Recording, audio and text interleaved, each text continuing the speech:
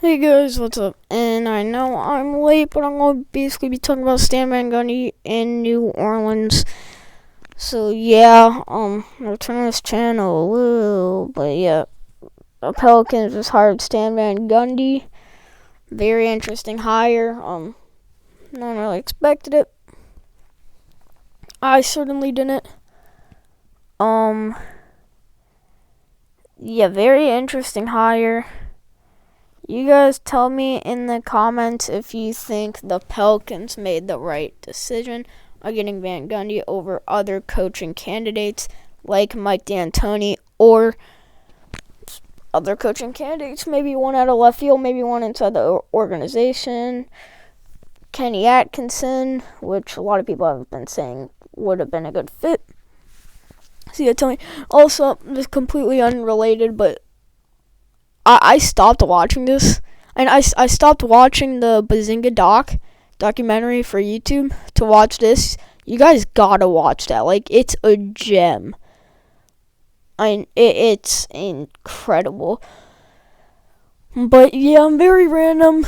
But yeah, Stan Van Gundy as the new Pelicans head coach. He's on a 4-year deal. Of course, don't know if that really matters. If he does bad, he's gonna get fired anyway. If he does bad, I think he'll probably have a short leash with Zion Williamson. You want to get the right coach. You want to make him just have a good impression to stay during free agency. You know, he's been the pretty much biggest prospect ever since Anthony Davis, LeBron, and Anthony Davis left that team.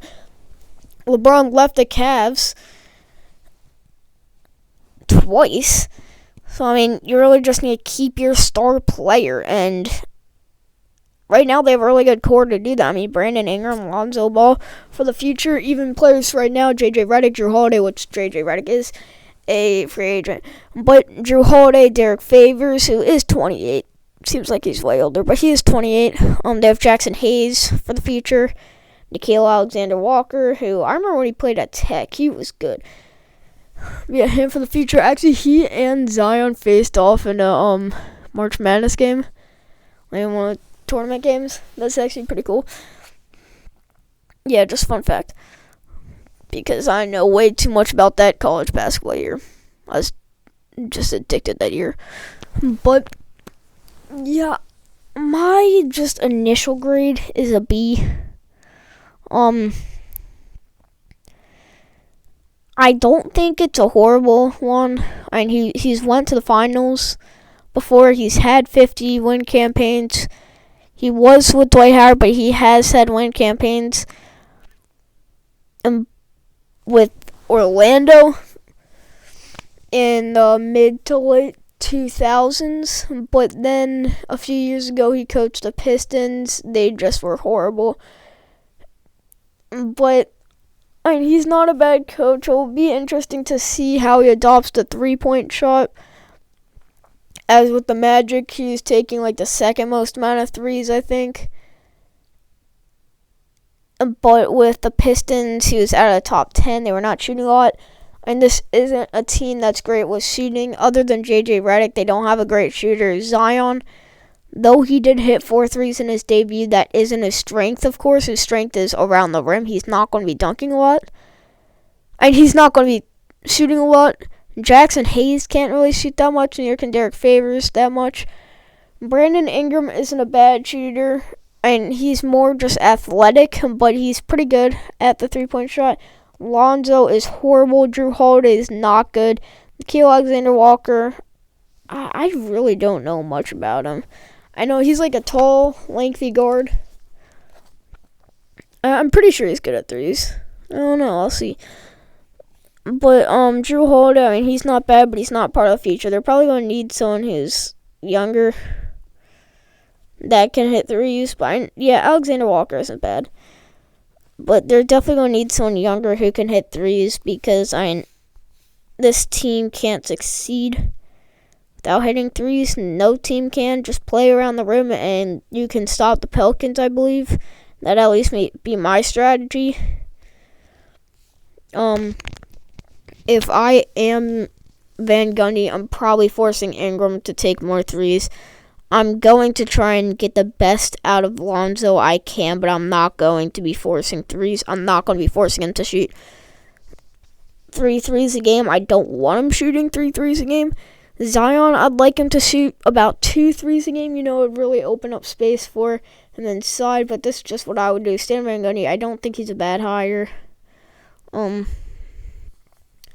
With the Pelicans, you never really know, but it's going to be really interesting to see what the Pelicans also want to do. Do they want to make a run for the playoffs, which I expect they do, but this is just absolutely stacked West, and you're talking about in the West next year. You got the Lakers, the Clippers, the Nuggets, but with more experience, Jokic and Murray, the Rockets, the Jazz, the Mavericks with Luka in his third year, healthy Trailblazers, Grizzlies with John in his second year, Suns, which maybe before would be interesting, but they just came off an 8-0 run. Maybe the Thunder make a run in the playoffs if Chris Paul stays. Even if he doesn't, you never know. This team is just insane. Of course, without Billy Donovan, it would hurt the team. Also, the Timberwolves with Dylan Cat, the Warriors with Curry, Clay, and Dre. Maybe the Kings can do good, but there's seriously about, I think, 13 to 14 teams that can make the playoffs, and I don't see a single team on here that I think has a 0% chance to make the playoffs. And the 2 teams I didn't even mention, the Spurs and the Kings. And Derek White and the Murray dude, they were looking good at the end of last year. And the Kings, they have a young core. If they can just break out, have that 1 year, maybe it really fits. Maybe they do good, or maybe without Buddy Hield. And I think they're probably the least likely. But you never know. I don't know if it's a guarantee the Pelicans make the playoffs. I think guarantees to make the playoffs: Lakers, Clippers, Nuggets, Mavericks. Only 4 teams that are guaranteed.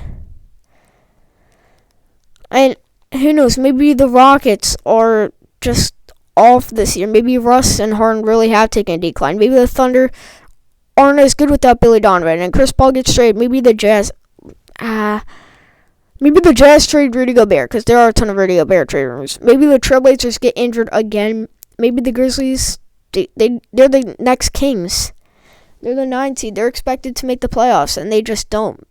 Maybe the Suns' 8-0 run was a fluke. Maybe the Spurs, they just don't have it in them. Maybe the Kings, everything doesn't click. Maybe the Pelicans, injuries happen, and Van Gundy isn't the answer. Maybe the Timberwolves, D'Lo and Cat aren't a fix, and maybe the Warriors, Curry gets injured, or he's not the same after his injury. You never know with the NBA. It's really going to be interesting to see if Van Gundy, what he's going to do. I think he'll really be a 3-and-D type of guy. Unlike a 3-and-D type of guy, I don't think he's going to try and push this team to make threes, because you really can't with the pieces that are around them right now. But I think eventually, it's a B higher. I'd probably rather, I wouldn't say Mike D'Antoni, because that limits Zion so much, but maybe someone inside the organization that already has just relationships with Zion, or maybe someone with Duke, because I think at this point, really, you need to keep Zion. You need to make him happy. Even if you don't win with him, you need to make him happy to stay. He's your star. And though this was a Game of Zones quote that I heard, it really was good from LeBron. A star is a star, but if you don't make, this is the exact words, if you don't make a star happy, he'll just leave.